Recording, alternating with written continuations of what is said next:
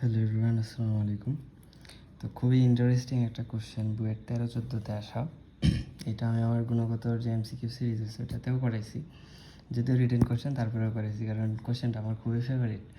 তো কোশ্চেনে বলছে যে বিটা রশ্মি যে আছে এটার আপেক্ষিক ভর হচ্ছে শূন্য, মানে এটার কোনো ভর নাই, আপেক্ষিক ভর নাই। বিটা রশ্মি মূলত হচ্ছে তোমার একটা ইলেকট্রন। তো কোনো তেজস্ক্রিয় মৌল থেকে যখন বিটা রশ্মি নির্গত হয় তখন পারমাণবিক সংখ্যা 1 বাড়ে। মানে হচ্ছে তোমার যদি নাইট্রোজেন থাকে ওটা হচ্ছে পরেরটাতে চলে যায়, মানে অক্সিজেন হয়ে যায়, কিন্তু পারমাণবিক ভর আবার একই থাকে।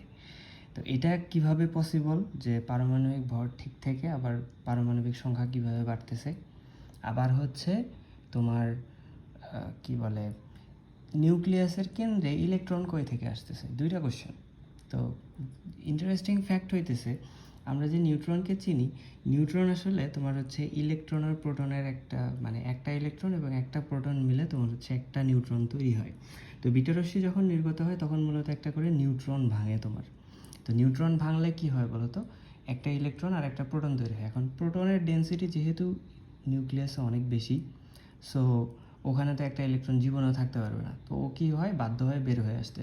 এবং যে বের হয় ওটা হচ্ছে বিটা রশ্মি আকারে বের হয়। এখানে দেখো এই যে ইলেকট্রন দিয়ে ডোনেট করছে, -1 দিয়ে ডোনেট করছে।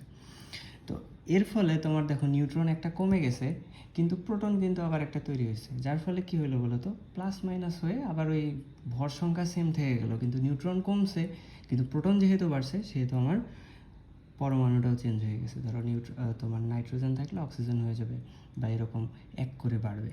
ঠিক আছে?